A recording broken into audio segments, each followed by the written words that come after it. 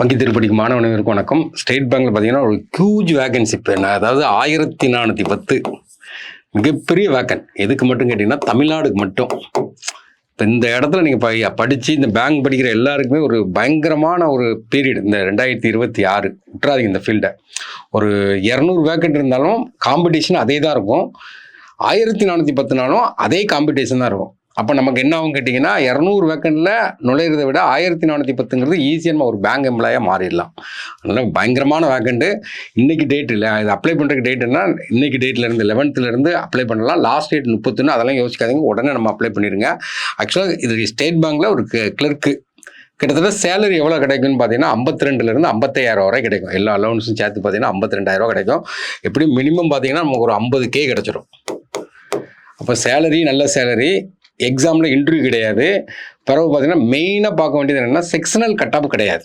அது ப்ரிலிம்ஸ்க்காக இருக்கட்டும் மெயின்ஸ்க்காக இருக்கட்டும் செக்ஷனல் கட் ஆஃப் கிடையாது, ஓவரால் கட் ஆஃப் தான். இதெல்லாம் ஒரு நல்ல சான்ஸ். இந்த சான்ஸை மிஸ் பண்ணிடவே கூடாது. நிறைய நாள் படிச்சுட்டு இருப்பீங்க. போன தடவை 1/2 மார்க்கில் போயிருக்கும், 1 மார்க்கில் போயிருக்கும், நிறைய நாள் படிச்சுட்டு இருப்போம். இந்த இயரே பார்த்தீங்கன்னா நிறைய கால்ஃபர் அடித்து தட்டிட்டு இருக்கானுங்க. நிறைய கால்ஃபர் அதில் ஈஸியாக ஒரு என்ட்ரி கொடுக்கக்கூடிய என்னன்னா ஸ்டேட் பேங்க் ஆஃப் இந்தியாவில். இதில் கிளர்க்கை தான் என்ன சொல்லுவாங்கன்னா ஜூனியர் அசோசியேட் அப்படிம்பாங்க. இது கஸ்டமர் சப்போர்ட் அண்ட் சேல்ஸ் அப்படிம்பாங்க. இப்போ கால்ஃபர் பொறுத்த வரைக்கும் நமக்கு என்னென்னா 11/8 31/8 வரை. அப்போ உடனே நீங்கள் அப்ளை பண்ணிடுங்க. ஸ்டேட் பேங்க்றது முக்கியமானது. வேக்கன்சி பார்க்கும்போது ஓவராலாக பார்க்கும்போது எல்லா வேக்கன்சி சேர்த்து பார்க்கும்போது 7,680 நம்ம எல்லா ஸ்டேட்டுக்கும் சேர்த்து பார்க்கும்போது. அதில் நமக்கு தேவை தமிழ்நாடு மட்டும்தான் 1410 வேக்கன்ட். அதில் பார்த்தீங்கன்னா ஷெட்யூல் காஸ்ட்டுக்கு மட்டும் 267 வேக்கன், ஷெட்யூல் ட்ரைப்ஸ்க்கு பார்த்தீங்கன்னா 14 வேக்கன், ஓபிசி ஏன்னா ஓபிசியில் பார்த்தீங்கன்னா நான் கிரிமி லேயர் அவங்களுக்கு 380 வேக்கன், இடபிள்யூஎஸ்க்கு 141 வேக்கன், ஜென்ரலுக்கு 608. ஒரு 28 வயசுக்குள்ளே நம்ம இருக்கோம் அப்படின்னு வச்சிங்கன்னா ஒரு ஓபிசிக்காரன் பார்க்கும்போது ஓபிசியும் ஜென்ரல் வேக்கனையும் சேர்த்து எடுப்பாங்க. ஷெட்யூல் காஸ்ட்காரனும் 608 வேக்கனையும் சேர்த்து எடுப்பாங்க. 28 வயசுக்கு மேலே போனால் தான் அந்த கேட்டகரி மட்டும் நமக்கு அப்ளிகபிள் ஆகும். அப்போ லாங்குவேஜை பொறுத்த வரைக்கும் என்னன்னா இங்கிலீஷ் மட்டும் தான் இங்கிலீஷில் இருக்கும். மற்றபடி நீங்கள் என்ன பண்ணலாம் கேட்டிங்கன்னா தமிழ்லேயே நமக்கு கொஸ்டின் பேப்பர் இருக்கும். தமிழ் அண்ட் இங்கிலீஷில் இருக்கும். இதுக்கு எலிஜிபிலிட்டி ஒரு எக்ஸாம் பொறுத்த வரைக்கும் காம்படிட்டிவ் எக்ஸாம் பொறுத்த வரைக்கும் நமக்கு மெயின் எலிஜிபிலிட்டி என்னன்னு கேட்டிங்கன்னா ஏஜ் ரொம்ப இம்பார்ட்டன்ட், அடுத்தது சர்டிஃபிகேட் ரொம்ப இம்பார்ட்டன்ட், அடுத்தது கம்யூனிட்டி ரொம்ப இம்பார்ட்டன்ட். இந்த 3 தான் எஜுகேஷன் குவாலிஃபிகேஷன். இந்த 3 தான் இம்பார்ட்டன்ட்.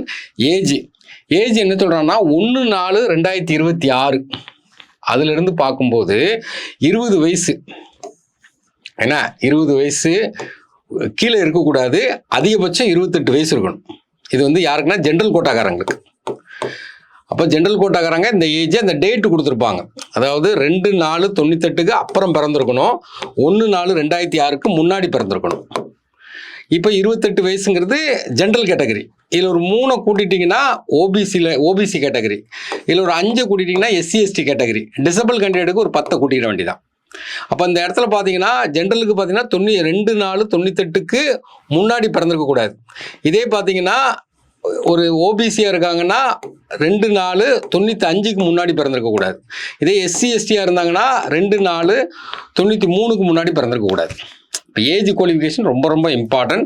இதை அடுத்தது கொடுக்குறான். அதை ஓபிசினா நான் கிரிமி லேயருக்கு என்ன கேட்டிங்கன்னா ஒரு 3 வருஷம் எக்ஸ்டென்ஷன் பண்ணுறாங்க. SC/STயாக இருந்தால் 5 வருஷம், டிசபிலிட்டியாக இருந்தால் 10 வருஷம், டிசபிளில் ஓபிசியாக இருந்தால் 13 வருஷம், டிசபிளில் SC/STயாக இருந்தால் 15 வருஷம் கொடுக்குறாங்க. நல்ல சான்ஸ். அடுத்த நெக்ஸ்ட் இம்பார்ட்டன்ட் என்னன்னா எஜுகேஷன் குவாலிஃபிகேஷன். அவன் என்ன சொல்றான், ரெகக்னைஸ்ட் யூனிவர்சிட்டியில் ஒரு டிகிரி, ஒரு டிகிரி வாங்கியிருக்கணும், வேற ஒன்றுமே தேவையில்லை. எனி டிகிரி, ஒரு டிகிரி. அந்த டிகிரி எந்த டேட்டுக்கு முன்னாடி வாங்கியிருக்கணும்னா 31/12/2026 இந்த இயர் எண்டு. சிலவங்க பார்த்தீங்கன்னா அரியர் வச்சு எழுதியிருக்கலாம், சில கரஸில் போட்டிருக்கவங்களுக்கு நவம்பரில் தான் எக்ஸாம் வரலாம். அந்த மாதிரி ஆளுக்கெல்லாம் ஒரு நல்ல சான்ஸ். ஏன்னா அப்போ ஃபைனல் இயர் இல்லை எல்லாம் அந்த டேட்டு 31/12/2026க்கு முன்னக்கூட்டி நம்ம என்ன பண்ணிடணும்னா அந்த எஜுகேஷன் சர்டிஃபிகேட் நம்ம கம்ப்ளீட் பண்ணியிருக்கணும். அப்போ எஜுகேஷன் குவாலிஃபிகேஷனுங்கிறது எனி டிகிரி. செலெக்ஷன் ப்ரொசீஜரை பொறுத்த வரைக்கும் என்னென்னா நமக்கு ப்ரிலிம்ஸ் மெயின்ஸ் 2 எக்ஸாம். ஏன்னா ப்ரிலிம்ஸுங்கிறது நமக்கு என்னென்னா only screening test, mains cut off வச்சு தான் நமக்கு அப்பாயின்மெண்ட் கொடுப்பாங்க. ப்ரிலிம்ஸ் வழக்கம் எந்த சேஞ்சுமே பண்ணல, அதாவது எக்ஸாம் பேட்டர்னில் எந்த சேஞ்சுமே பண்ணல, அதே பேட்டர்ன் தான். English 30 question, maths aptitude 35 question, reasoning 35 question, எல்லாத்துக்கும் ஒவ்வொரு மார்க்கு. டைம் எல்லாத்துக்குமே 20 நிமிஷம். எந்த சேஞ்சுமே பண்ணல. இதில் வந்து ஆப்டிடியூட் வந்து இங்கிலீஷ்லேயும் இருக்கும், தமிழ்லையும் இருக்கும். ரீசனிங்கும் இங்கிலீஷ்லேயும் இருக்கும், தமிழ்லையும் இருக்கும். ஆனால் இங்கிலீஷ் லாங்குவேஜ் வந்து இங்கிலீஷில் மட்டும்தான் இருக்கும். ஆனால் இதுக்கு நெகட்டிவ் மார்க் உண்டான்னு கேட்டிங்கன்னா கண்டிப்பாக உண்டு. 1/4 நமக்கு என்ன கேட்டிங்கன்னா நெகட்டிவ் மார்க், மிகப்பெரிய வாய்ப்பு. அடுத்தது அது செலக்ட் ஆன பிறகு நமக்கு என்னது மெயின்ஸ் எக்ஸாம். இந்த கட் ஆஃப் தான் நமக்கு அப்பாயின்மெண்ட். இதில் நமக்கு 4 சப்ஜெக்ட் கொடுக்குறாங்க. General awareness 50 question. போன வருஷம் கொஸ்டின் எடுத்து பார்த்தீங்கன்னு வச்சுங்களேன், நமக்கு எப்படி கேட்டிருக்கான்னு தெரியும். இப்போ கரண்ட் அஃபேர்ஸ் கொஸ்டினும் வரும், ஃபினான்ஷியல் அவேர்னஸ் கொஸ்டின் வரும். 50 கொஸ்டின், ஒரு கொஸ்டினுக்கு 1 மார்க். இது நமக்கு எதில் இருக்குன்னா தமிழ் அண்ட் இங்கிலீஷில் இருக்கும். ஜென்ரல் இங்கிலீஷ் 40 கொஸ்டின்ஸு, இது இங்கிலீஷில் மட்டும்தான் இருக்கும், இதுக்கு 1 மார்க். ஏன்னா அடுத்தது ஆப்டிடியூட் வந்து நமக்கு 50 கொஸ்டின் தமிழ் அண்ட் இங்கிலீஷில் இருக்கும், இதுக்கு 1 மார்க்கு, மொத்தம் 50 கொஸ்டின். ரீசனிங் அண்ட் கம்ப்யூட்டர் ஆப்டிடியூடுமாங்க. கம்ப்யூட்டர் ஆப்டிடியூட்லேருந்து கொஸ்டின் கேட்க மாட்டாங்க, ஒன்லி ரீசனிங் தான் சொல்கிறாங்க. ஆனால் இதுக்கு எவ்வளோ கேட்டிங்கன்னா ஒரு கொஸ்டினுக்கு 1.25 மார்க். அப்போ 60. அப்போ 190 கொஸ்டின் 2 hour 40 minutes இந்த இது. அப்போ நமக்கு இதுதான் மொத்த கொஸ்டின் 190 மார்க். வந்து ரீசனிங்கில் மட்டும் 1.5. எல்லாத்துக்கும் இது செக்ஷனல் டைம் இருக்கும், செக்ஷனல் கட் ஆஃப் கிடையாது. அப்போ நீங்கள் இந்த இடத்துல வந்து யாருக்கு எது நல்லா வருதோ அதில் நல்லா மார்க் நிறைய எடுத்துக்கிடணும். யாருக்கு மார்க் கம்மி டஃப்பான சப்ஜெக்டில் குவாலிஃபை ஆகிற மாதிரி மார்க் எடுத்துக்கிடணும். குவாலிஃபை மீன்ஸ் ஓரளவுக்கு ரீசனபிள் மார்க் மட்டும் எடுத்துக்கிடணும். இது ஒரு நல்ல வாய்ப்பு. இப்போ ப்ரிலிம்ஸ் மெயின்ஸ் இந்த கட் ஆஃப் நீங்கள் எடுத்து கிளியர் பண்ணிட்டாவே நம்ம என்ன செஞ்சிடலாம், பாஸ் பண்ணிடலாம். நெக்ஸ்ட்டு இப்போ அதர் ஸ்டேட்காரங்களை பொறுத்த வரைக்கும் பார்த்தீங்கன்னா அப்ஜெக்டிவ், சப்ஜெக்டிவ். இதில் என்ன கேட்குறாங்கன்னா நம்பர் ஆஃப் பேசேஜ். நம்ம காம்ப்ரிகென்ஷன் இருக்குது பார்த்தீங்களா, காம்ப்ரிகென்ஷன் கொடுத்துட்டு அதில் கீழே வந்து அப்ஜெக்டிவ் டைப்பில் கொஸ்டின் கேட்பாங்க. அந்த கொஸ்டின் கேட்குறது வந்து அப்ஜெக்டிவ் டைப்பில் இருக்கும். அது வந்து அப்ஜெக்டிவ் டைப்னு சொல்லிட்டு நம்பர் ஆஃப் பேசேஜ் வந்து ஒரு 3 பேசேஜ் கொடுத்துருவாங்க. ஒவ்வொரு பேசேஜுக்கு ஒரு 15 கொஸ்டின் இருக்கும், இதுக்கு ஒரு 15 மார்க் வைக்கிறாங்க. சப்ஜெக்ட்டுக்குன்னா அதே மாதிரி காம்ப்ரிகென்ஷன் தான், அதை கொடுத்துட்டு கீழே வந்து ஃபில் இன் த பிளாங்க்ஸ் மாதிரி கொடுத்துருவாங்க. அப்போ அதை எடுத்து எழுதணும். அது மாதிரி 3 பேசேஜ் கொடுத்துருப்பாங்க, ஒரு கொஸ்டினுக்கு 15 மார்க் இதுக்கு வைக்காங்க. வெர்பல் டெஸ்ட்னா என்ன கேட்டிங்கன்னா உங்களை இன்ட்ராக்ட் பண்ணுவாங்க. அப்போ வெர்பலாக பேசக்கூடியது. வெர்பல்னால் கையை காலை அசைச்சு உங்கள்கிட்ட டேரெக்டாக உங்களை பேச வைக்கிறது. இது ரெண்டுமே பார்த்தீங்கன்னா கொஸ்டின் பேப்பரில் நீங்கள் எழுதுறீங்க. இது என்னென்னா டேரெக்டாக நினைச்சிங்க, வாயால் பேசுகிறீங்க. அதான் என்னது வெர்பல் டெஸ்ட். அதில் ஏதாட்டும் சின்ன சின்ன கேள்வி கேட்பாங்க, கேட்டுட்டு நமக்கு ஒன்று கொடுத்துருவாங்க. இது யாருக்குன்னு கேட்டிங்கன்னா லாங்குவேஜ் 10th நம்ம வந்து தமிழ் ஒரு சப்ஜெக்டாக இல்லாதவங்களுக்கும் 12th ஒரு தமிழ் ஒரு சப்ஜெக்டாக இல்லாதவங்களுக்கு தான் இந்த ஆப்ஷன். அதுவுமே லாஸ்ட் டைமில் பார்த்தீங்கன்னா இந்தியன் பேங்க், எஸ்பிஎல்லாம் சும்மா சிம்பிளாக தான் கேட்டு விட்டுருக்காங்க. இதில் டைட்டாக கொடுத்த மாதிரி இருந்தாலும் அவன் கேட்டது என்ன வச்சுன்னா சிம்பிளாக தான் கேட்டிருக்கான். அடுத்து எக்ஸாமினேஷன் சென்டர்.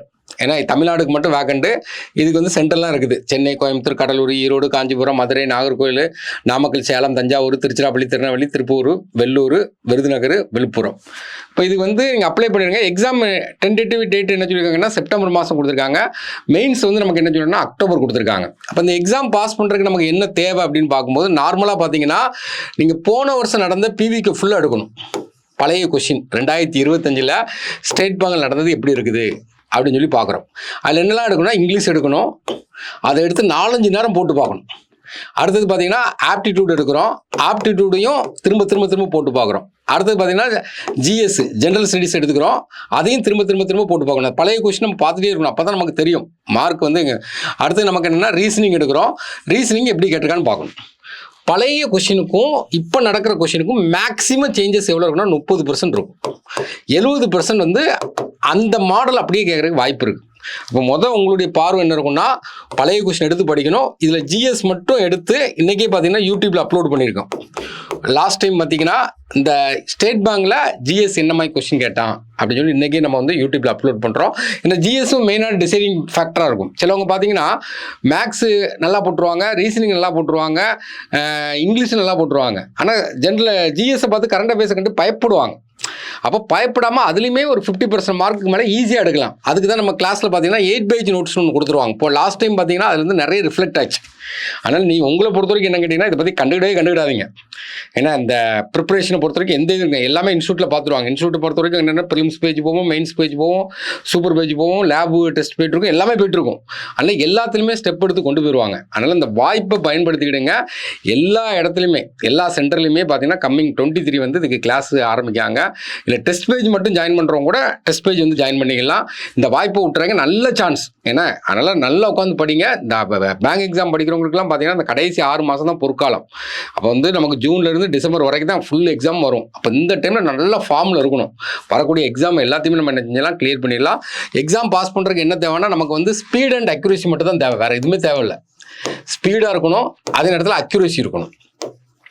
நம்ம ஸ்பீடாக போகிறோம்னு சொல்லி தப்பு தப்பாக போட்டக்கூடாது. இப்போ ஸ்பீடாக போகும்போது எந்த கொஸ்டினை செலக்ட் பண்ணுறோம், எந்த கொஸ்டினை ஸ்கிப் பண்ணுறோம், அதை மட்டும் நல்லா பார்த்துட்டீங்கன்னு வச்சுருங்களேன், ஈஸியாக கிளியர் பண்ணிட்டு போயிடலாம். நல்ல வாய்ப்பு. அதனால் இது வந்து உங்களால் எவ்வளோ உங்கள் சைடில் ஃபால்ட் இருக்கக்கூடாது. உங்கள் சைடில் எவ்வளோ பொட்டென்ஷியல் கொடுத்து உழைக்க முடியுமோ அவ்வளோ பொட்டென்ஷியல் கொடுத்து உழைச்சிருங்க. தேங்க்யூ.